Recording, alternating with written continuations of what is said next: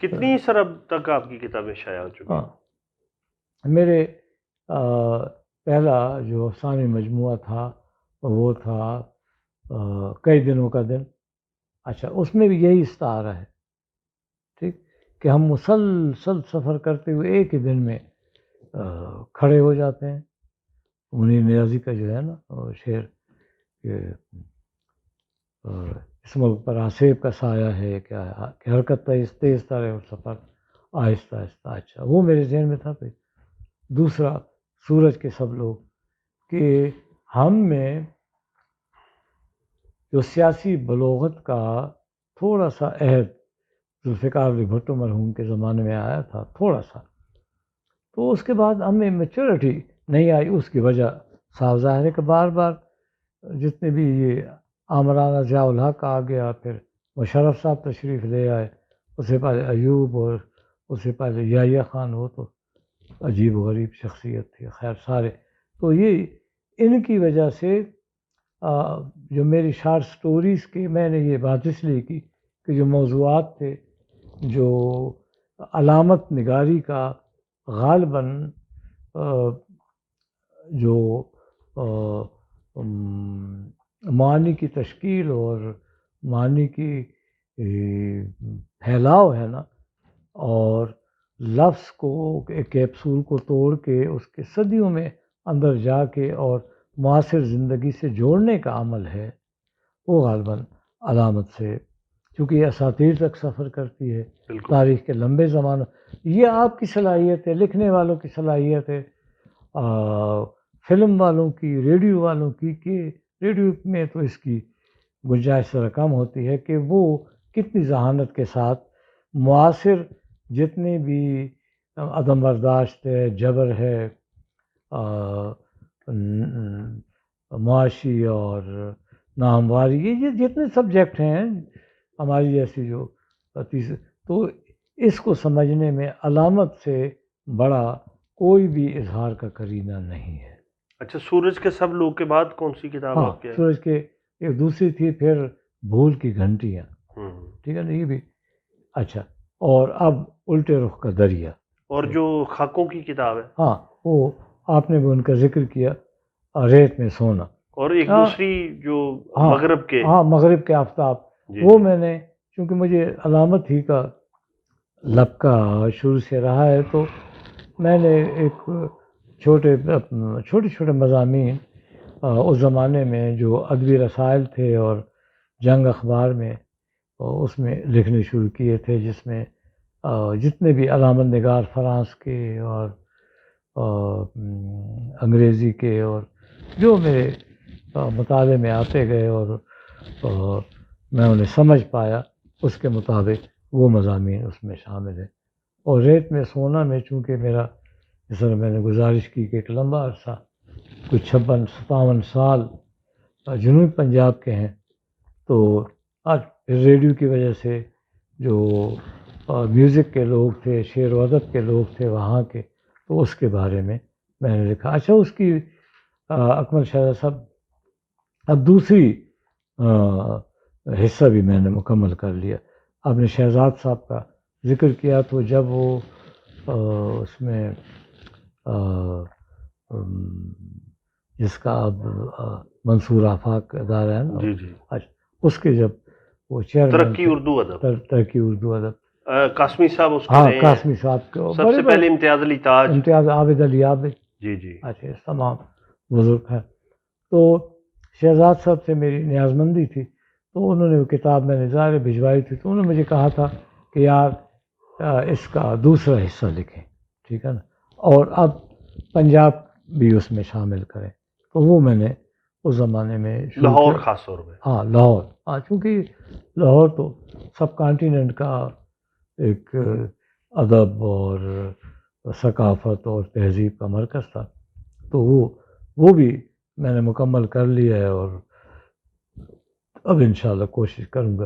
اور دوسری کتاب موسیقی کے کچھ، ٹھیک ہے نا، کلاسیکل، نیو کلاسیکل، اور اس میں خان صاحب، بڑے غلام علی خان، توکل خان، عبدالوحید خان صاحب، عبدالکریم خان صاحب، آفتاب موسیقی، فیاض خان صاحب، روشن آرا بیگم وغیرہ وغیرہ، ان تمام اساتذہ کے ساتھ میں آیا ہوں. اعجاز حسین حضروی، مہدی حسن، زاہدہ پروین، فریدہ خانم، اقبال بانو، یہ بھی اس میں نے لکھ لیے ہیں. تو اب اللہ کرے کہ اس کی لاہور میں تو ماسٹر منظور صاحب اور جو دوسرے ہاں بالکل موسیقی کے جاننے والے، ہاں استاد نظر حسین بطور خاص، چونکہ وہ ہمارے ایک بزرگ دوست تھے پیر ظفر علی شاہ صاحب، ان کے وہ مرید تھے اور باکمال آپ جانتے ہیں غیر معمولی اعلیٰ موسیقار تھے استاد نظر حسین سے. ان سے ڈسکشن اور تھوڑی بہت ہی میوزک کی مزید سمجھ آئی، ٹھیک ہے نا، کہ بیلنسنگ کیا ہوتی ہے، ذرا سی بیلنسنگ کا کیا فرق پڑتا ہے، آواز کی قسموں کا. مثلا میوزک کا سے بڑا تو کوئی تمام علوم آہنگی سے، غنائیت ہی سے وجود پذیر ہوتے ہیں. تو ایک عابد بخاری صاحب بھی بیٹھے ہوئے، ایک میں نام نہیں لیتا، ایک بڑے اچھے کیا خاص نامور آدمی کا مجھے کہنے کہ یار ملتان آئے تھے کہ میں نے دی کیسٹ یا ٹیپ ساری سکول وہ سنواؤ. میں کہا آؤ میں سن. کمال کا بندہ میں نے دیکھا، 2 منٹ کے بعد کہنے لگا بند کر دے. میں نے کہا پوری تو سن، انہوں نے کہا بند کر دے. تو مجھے کہہ رہے تھے کہ میں اصل میں آپ کو شوق ہے یہ وہ، اب میں آپ کو بتاتا ہوں کہ میں نے کیوں کہا کہ یہ بند کر دو. انہوں نے کہا جب یہ شروع ہوئے تو انہوں نے اپنے استاد کو سامنے رکھا، لیکن خان صاحب عاشق علی خان کی طرف اشارہ تھا، لیکن وہ تو پٹیالہ کے اور فتح علی خان کرنیل صاحب کے بیٹے بلا آدمی تھا، جن کے یہ سارے شاگرد ہیں آدھا سب کانٹیننٹ. ایون فریدہ خانم بھی، فریدہ خانم، نسیم بیگم، حسین بخش ڈھاڈی، زاہدہ پروین، لمبی فریدہ خانم. اچھا فریدہ خانم تو رونی لگ جاتی ہیں ان کے نام پر ہی. تو انہوں نے مجھے کہا کہ یہ صاحب جب استاد کا گانا گاتے ہیں تو بڑی چمک آتی، جب آپ نے دیکھا کہ 1 منٹ کے بعد جب اپنا آہنگ آیا ہے تو یہ کمزور پڑ گئے. تو میں نے دوبارہ 2-3 دفعہ میں نے کہا یار کمال کا. تو وہ سٹیپ بائی سٹیپ گانے کی کس نے؟ استاد نظر حسین نے. اچھا یہ استاد نظر حسین، ہاں ملتان.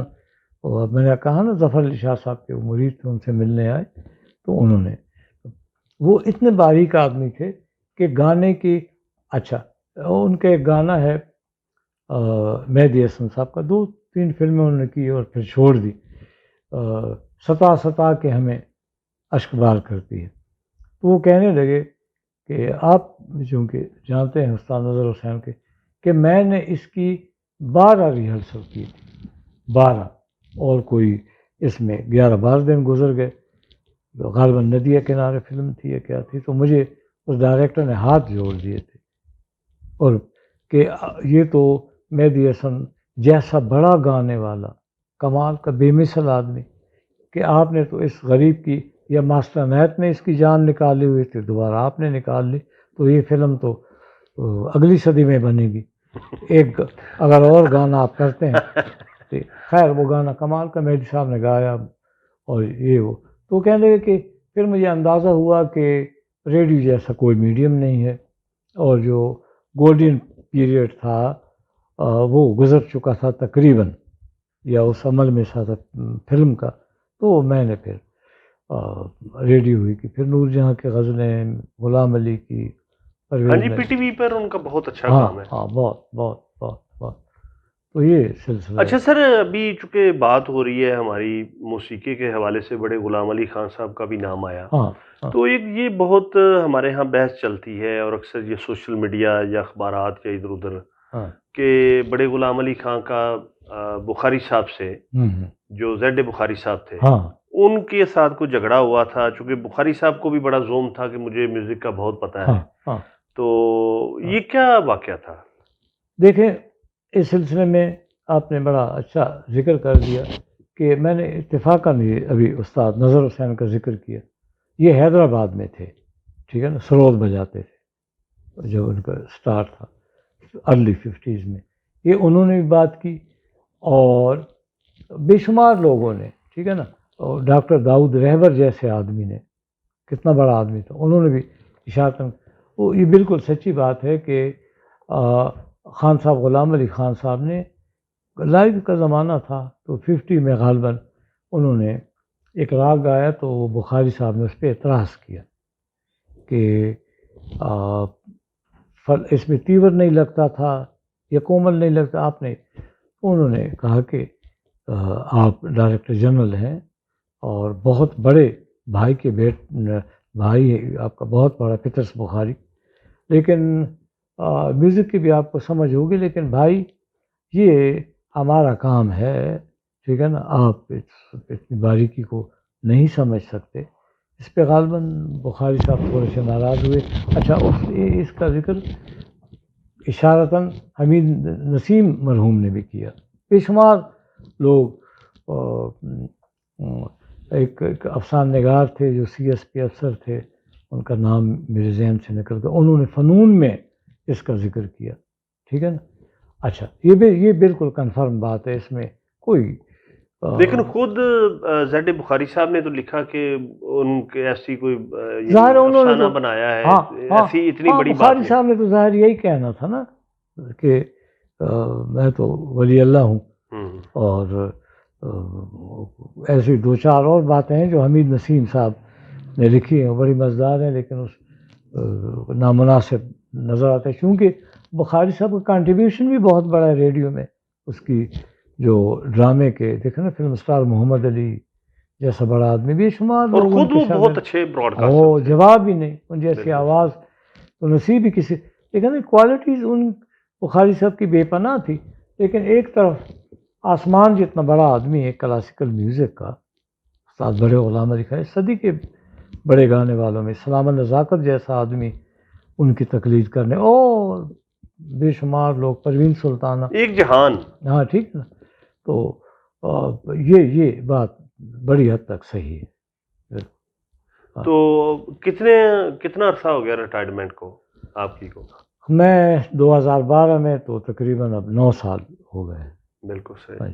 تو کیسی گزر رہی ہے زندگانی؟ بڑی اچھی گزر رہی ہے، چونکہ مجھے پڑھنے کا اور لکھنے کا اور میوزک سننے کا، میوزک کا میرا یہ بندے میں تبدیلی آتی رہتی ہے، کچھ کمی آتی جا رہی ہے کہ اب میں پرانی چیزیں بھی سنتا ہوں بعض اوقات جس پہ میں سر دھنتا تھا تو اب کوئی زیادہ اچھی نظر نہیں آتی. پتہ نہیں یہ کوئی ذہنی کیفیت ہے یا چونکہ بندہ تبدیل ہوتا ہے، جیسے شکلیں بدل جاتی ہیں، آپ کا انداز بدل جاتا ہے، جو آپ کا پوائنٹ آف ویو ہے زندگی کے مختلف سٹیجز میں. تو یہ اب کہ میوزک مجھ سے اب بہت کم سنی جاتی ہے. اچھا یہ ذرا بتائیں کہ آپ نے کہا کہ والدہ کا آپ نے ذکر کیا تو وہ آپ نے یعنی ان کا بولا تو وہ پنجابی میں آپ نے بتایا. ہاں تو جیسے آپ نے پشتو بچپن میں سیکھی، یعنی وہ تو جو باہر کا انوائرمنٹ تھا اس سے سیکھا، یعنی آپ کی مدر ٹنگ تو پنجابی ہوئی. بالکل.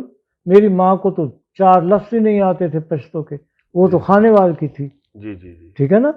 اچھا اور سرائکی ظاہر ہے آپ پھر ملتان میں جا کے رہے یا بھاولپور میں؟ تو بالکل صحیح. چونکہ میری والدہ کی زبان ہند کو ہے. اچھا ٹھیک ہے نا. بالکل صحیح. تو پتہ نہیں میں آپ کو دوستوں سے ذکر ماں سے کا حوالے سے ہوتا ہے کہ جیسے میں گھر میں ماں کے ساتھ گفتگو کرتا ہوں، باقی لوگ بھی کہتے ہیں یار یوں لگتا ہے جس طرح تم، جو ہمارے بزرگوں کا تھا مقام حاجی شاہ، تم حاجی شاہ سے نکلے ہی نہیں. تو یہ عجیب و غریب، میری زبان خود بخود اس پہ ہند کو شروع ہو جاتی ہے. بالکل صحیح. تو یہ 2-3 چیزیں اکٹھی ہو گئی ہیں. اچھا میرے اب پوتے ہیں، یار میں حیرت ہے کہ کتنا بڑا کلچرل ایک چینج آ رہی ہے. وہ اتنی اچھی اردو بولنے لگ گئے ہیں کہ مجھے کولاج ایک رسالہ ہے کراچی کا، اس میں بڑی اچھی گلزار صاحب کی پینٹنگ تھی، اس کا ٹائٹل. تو مجھے کہنے لگا کہ دادا ابو یہ کتاب نہیں آئی ہے. میں نے کہا کہ تو کہنے لگا کہ اس کا یہ حصہ تو بڑا سندر ہے. واہ. ٹھیک ہے نا. 4.5 سال کا بچہ. بالکل. تو یہ کلچرل چینج ہے، ایک تبدیلی ہے. تبدیلی ہی اصل چیز ہے، یہ وقت کے ساتھ آتی رہتی ہے. اور یہ شاہ صاحب بہت جو ہے میں سمجھتا ہوں کہ یہ مختصر اور محدود سی گفتگو والی نشست تھی، تو آپ سے یعنی آپ ایسی شخصیت ہیں کہ کسی بھی موضوع پہ، خاص طور پہ افسانے پہ، موسیقی پہ، معاشرتی حالات پہ، پولیٹکس پہ بہت لمبی گفتگو ہو سکتی ہے، تاریخ پہ، تو انشاءاللہ العزیز آئندہ کسی نشست جی میں بالکل بالکل اور بھی گفتگو ہوگی، بالکل، تو بہت شکریہ، بڑی مہربانی، اللہ آپ کو thank you خوش very رکھے، much، سننے بہت والوں کو شکریہ، بھی جی آباد رکھے، شکریہ، دیکھنے والوں کو ہاں بھی دیکھنے والوں تھینک یو ویری مچ، کیونکہ ریڈیو کا حوالہ ہے نا، جی بالکل تو ہمیں تو بندہ نظر نہیں آتا تھا، بالکل ٹھیک۔ شکریہ بڑی